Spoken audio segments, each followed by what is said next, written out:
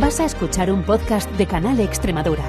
Disfruta de este y otros contenidos en nuestra aplicación.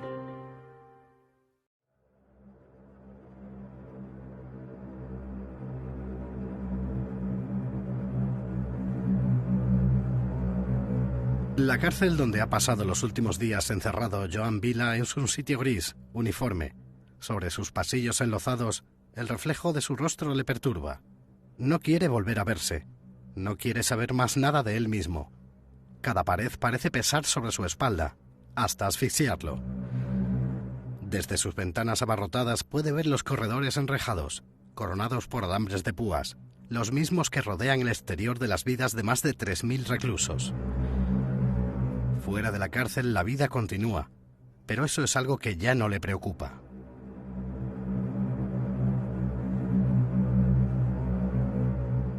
En el año 2010, toda España quedó conmocionada cuando se puso que los 11 ancianos fallecidos sin poco más de un año en el geriátrico La Caridad no habían muerto por enfermedad o causas naturales como aparecía en sus certificados de defunción. Habían sido asesinados por Joan Vila, también conocido desde entonces como el Ángel de la Muerte. El caso levantó un revuelo mediático que puso en entredicho algunas de las prácticas del geriátrico, así como el proceder de los médicos a la hora de certificar la muerte de los pacientes. El periodista argentino afincado en Cataluña, Matías Crowder, logra con este libro El celador de Olot poner rostro a todas las víctimas y consigue que de simples nombres en un formulario pasen a convertirse en personas. ¿Qué tal? Bienvenidos, Matías Crowder, bienvenidos a este ratito de radio. Muchas gracias. Cuéntenos, ¿cómo fue entrar en la historia del celador de Olot? Bueno, en ese momento, en el 2010, cuando surgió el caso, yo era un periodista colaborador de un periódico muy importante aquí en Cataluña, Diario de Gerona, y estábamos buscando siempre la noticia, ¿no?, sobre este caso, que la portada. En aquel momento se filtraba muy poco y había un secreto de sumario muy importante. Una vez que el caso se sentenció a Joan Vila, el asesino de 11 crímenes, a 127 años, una vez que se cerró el caso, el secreto de sumario se abrió. Pero en ese momento ya no era noticia, no era primera plana, ya lo que decía no era novedad. De todas maneras, cuando accedí a los 10.000 folios de la causa, me di cuenta que había mucho aún por contar. Estaba la vida de las víctimas, no solamente eran ancianos, sino que tenían una vida detrás. Estaba el perfil psicológico de Vila, había muchas cosas que he expuesto en este libro. ¿Qué es lo primero que le llamó la atención, que dijo, esto se tiene que saber? Bueno, además de la vida de los ancianos, que eran de las víctimas, 11 víctimas, el perfil psicológico es muy complicado y muy interesante. Él ha sido una persona suprimida durante toda su vida, que ha sufrido bullying en el colegio, que siendo ya chico quería ser mujer, soñaba con casarse con un novio a futuro. Y lo interesante de su perfil es, a la vez que se va suprimiendo como persona, él encajaba, era la persona, el bueno de Joan, ¿no? A la vez que se suprimía, se generaba una segunda personalidad, crecía, que era el predador, el asesino en serie. Una segunda personalidad que tenía engañado a mucha gente, ¿no? Era, pues, como decía, ¿no?, el bueno de Joan. Sí, esto fue lo que más llamó la atención del caso, que era una persona que en el pueblo todo el mundo lo conocía de toda la vida, ¿no? Y en el geriátrico tenía una especial dedicación con los internos. No solamente era celador, sino que también las peinaba, les arreglaba las uñas, las acompañaba a misa. Tenía una dedicación especial con los internos. Una dedicación especial que luego pues pasó a esa otra parte que después conocimos, ese asesinato. La verdad es que fue en poco tiempo, ¿no? Entre agosto del año 2009 y octubre del 2010, 11 ancianos de entre 80 y 96 años de la residencia geriátrica donde él en definitiva trabajaba. Sí, los últimos 3 los asesinó en tan solo una semana, y los asesinó de una manera terrible, les echó lejía en la boca. Pero ahí parece que es como que le daba un poco igual, o parecía que quisiera que le cogiesen, ¿no? Porque lejía en la boca deja muchas señales evidentes de lo que ha pasado, ¿no? Esa quemadura en los labios, por ejemplo, ¿no? Sí, y una agonía durante horas increíblemente dolorosa. Bueno, él empezó, cuando empezó, empezó con sedantes, empezó con insulina, con otros métodos, y fue probando varios métodos hasta que llegó a la lejía, ¿no? Algo tan tremendo. No hay que olvidar que él lo que buscaba, lo que le daba estos asesinatos era esa sensación de poder. Quizás esto esté vinculado a que sus métodos fueran aún más crueles. O sea, lo que buscaba era poder, simplemente. Bueno, Sí, simplemente, y bueno, o no tan simplemente. era el poder lo que le daba ese gozo y esa satisfacción, que es algo que muchos asesinos en serie buscan, es su finalidad última.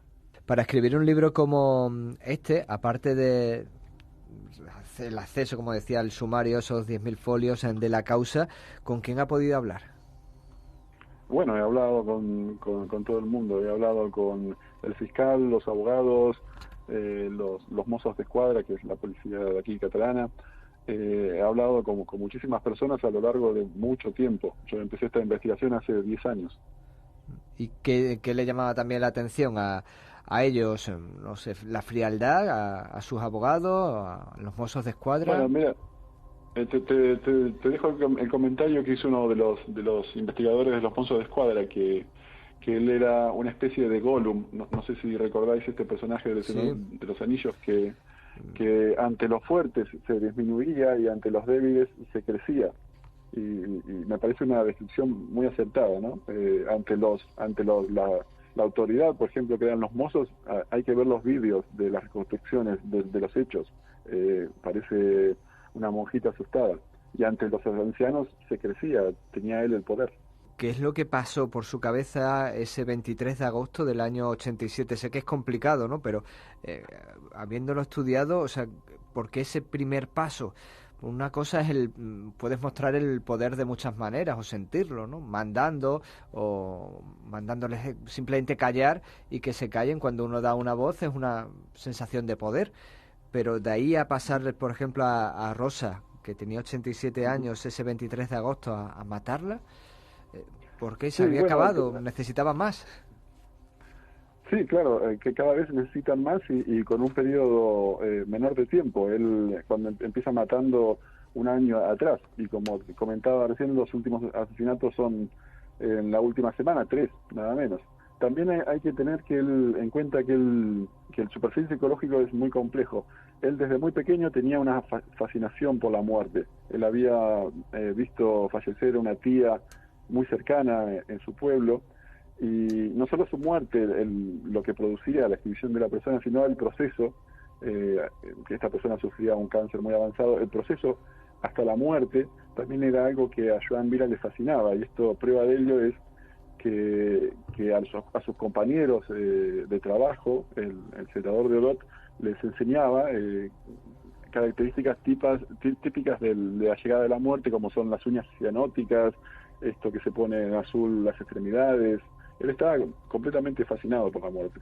Quedó fascinado por la muerte hasta desempeñarla y convertirse en uno de los asesinos, se convertía en Gollum, y en uno de los asesinos en serie más importantes de los que ha tenido España, quizás de los menos mediáticos quizás o conocidos. Tampoco son, después de tantos años, ya no es quizás algo de lo que se hable mucho, ¿no? O quizás como le ha pasado a usted, que de repente cuando tiene ya todos los datos y toda la información, el tema se ha quedado frío, ya no interesa a nadie y ya esto ya en los periódicos no va a salir nada. Eso da también cierta impotencia, ¿no?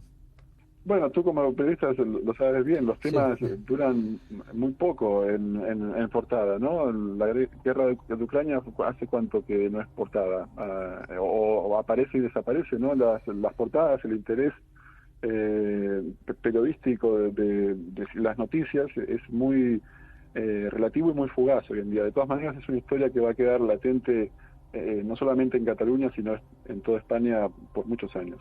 Sí, desde luego, porque es que son en muy poco tiempo, muchos asesinatos, todo comprobado, todo sin dudas, con él en la cárcel, que supongo que será objeto de investigación también de muchos científicos para saber qué pasó por su cabeza y qué es lo que pensaba.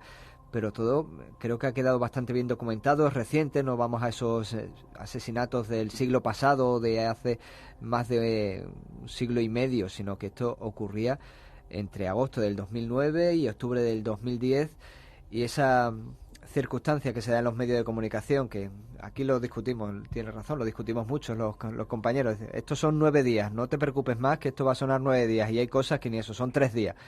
Que es una pena, la ¿no? La velocidad es increíble, pero bueno, es tan variada la actualidad hoy en día que pasa todo, pareciera, ¿no? que pasa rápido. Esto ha dejado una gran conmoción social en la región de donde era Vila, en todo Gerona, y yo creo que en toda España.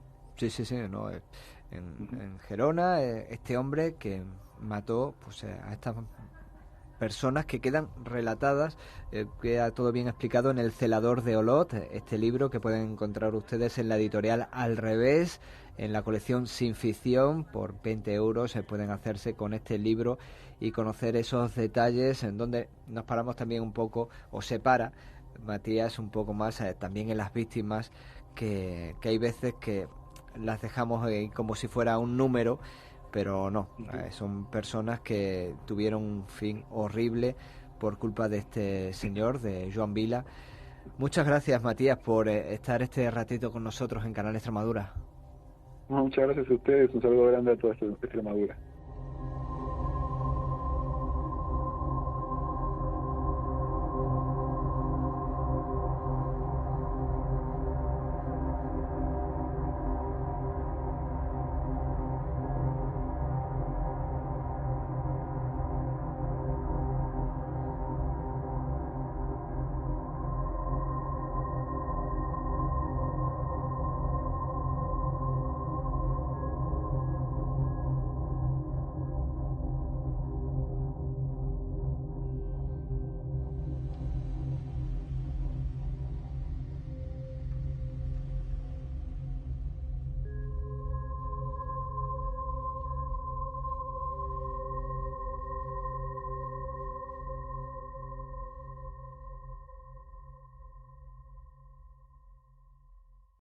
Has escuchado un podcast de Canal Extremadura.